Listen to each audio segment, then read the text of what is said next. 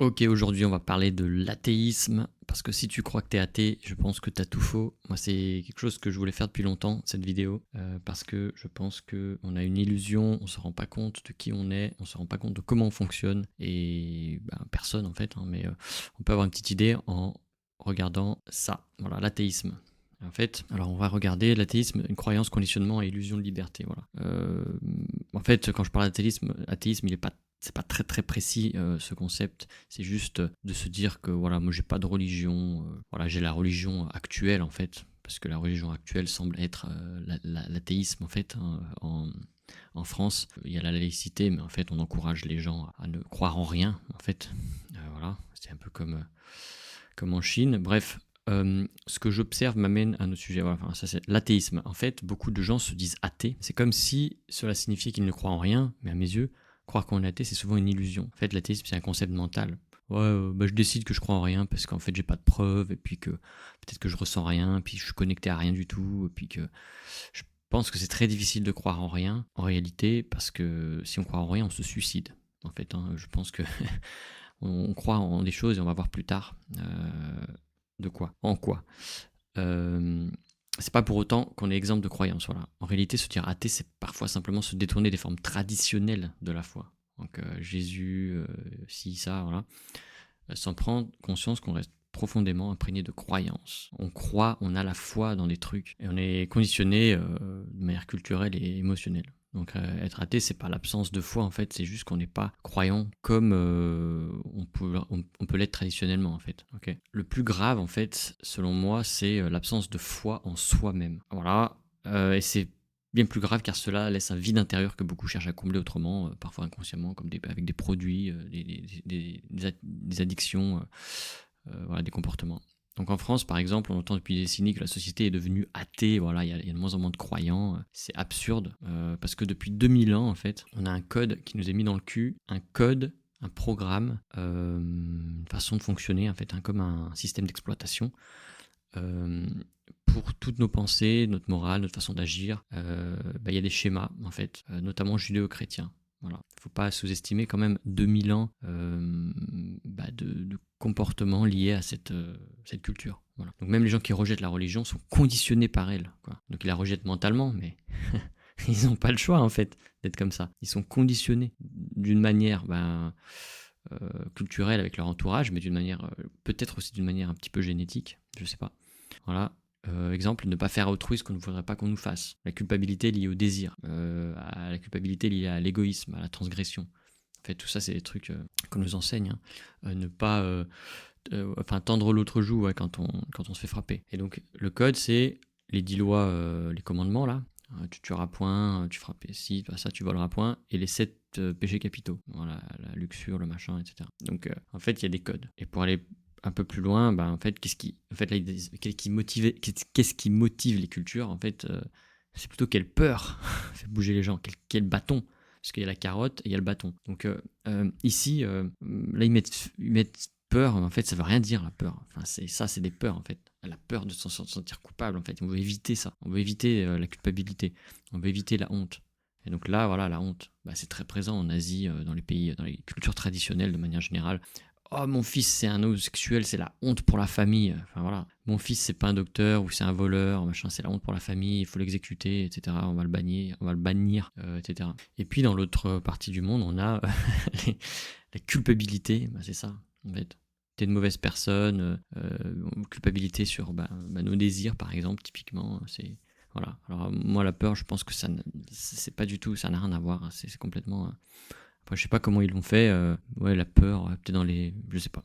En tout cas, moi, ça me parle pas du tout. Je comprends pas pourquoi ils ont mis ça. Et puis après, ouais, il y a d'autres modèles là. Ils ont mis un autre modèle. Voilà, réactif, on va réagir. Mais bon, le modèle qui nous intéresse, c'est celui-là. Là. La honte. La honte sociale. Alors, il y a la honte de soi, hein, mais il y a la honte sociale. Qu'est-ce que l'autre va penser de mon action, de ce que je fais, quoi. C'est la honte, quoi. On va afficher. Quand j'étais en Chine, en fait, quand il y a des malfaiteurs, on va dire, de manière générale, en Asie, ils affichent le visage. Par exemple, quand il y a quelqu'un qui crache dans un hall d'entrée ou qui laisse ses détritus, ils vont pas forcément lui mettre une amende, ils vont afficher sa tête dans le hall. pour que le mec ait honte en fait. Nous, ça nous en touche une sans faire bouger l'autre en fait. Quand j'étais en Chine, on était dans un dortoir d'étudiants, etc.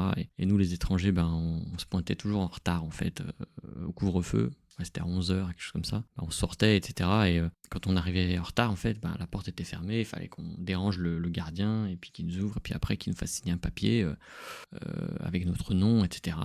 Fallait mettre voilà, qui on était. Et ce papier était affiché après devant les classes. Il est arrivé en retard. Voilà. Nous, ça nous faisait rien, en fait. On s'en foutait. On continue à le faire parce qu'en fait, ça nous affectait pas du tout, les Occidentaux. On était des étudiants étrangers. Mais les locaux, ça devait les pétrifier, en fait. Enfin voilà. Donc, on réagit pas tous au même bâton. Donc ce qu'on appelle culture est souvent un ensemble de dogmes et de codes transmis. En fait, c'est vrai que en grande partie, voilà, c'est des habitudes et des codes.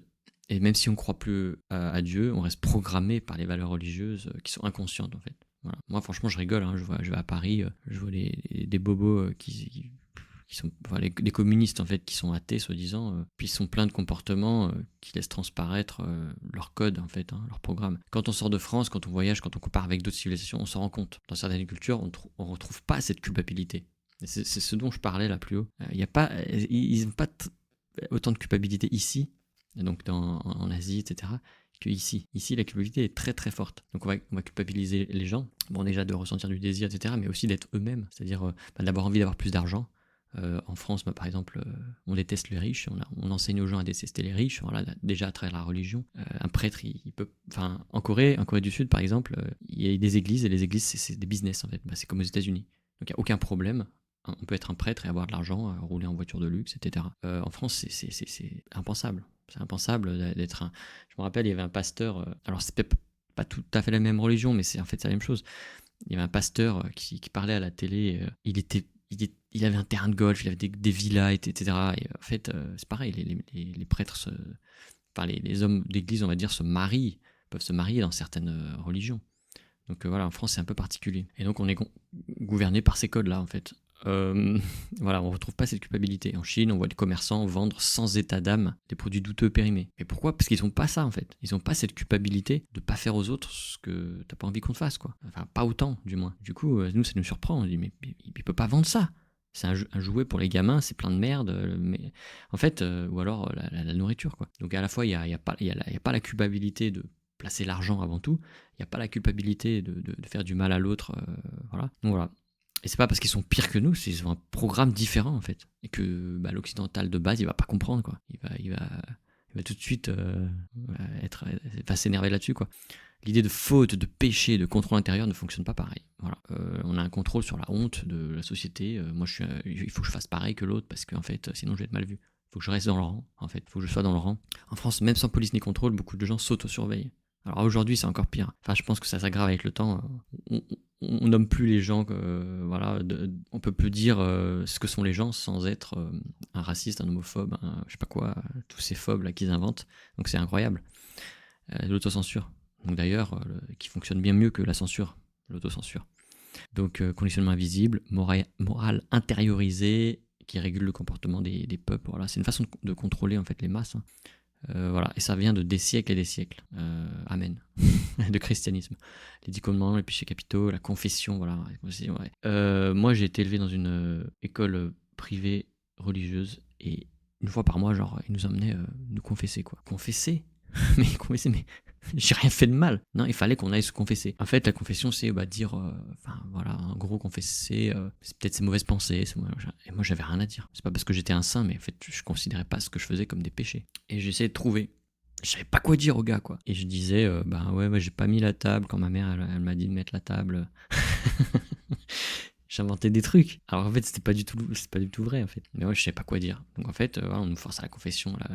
On va nous culpabiliser en fait, même si t'as pas fait. C'est en fait, ça continue. Par exemple, tu vas dans un supermarché en France, on ouvre ton sac. Enfin non, on ouvre ton sac, ouais, pour le vérifier, mais des fois on le cadenasse avec des braquettes en plastique là. Ça veut dire que par défaut, on te prend comme un coupable. Par défaut, on te suspecte d'être un voleur en France. C'est vrai qu'il y a il y a sûrement des gens qui volent. Moi, j'ai pas été confronté à ça directement, donc je m'en fous. Mais moi, ça me rend fou quand quelqu'un, un vigile, il va me prendre pour un voleur et bloquer mon sac parce que par défaut je suis suspecté de voler quoi. Soit à travers mon âge, mon faciès, peu importe. Mais voilà, on est pris dans la culpabilité tout le temps, ça continue.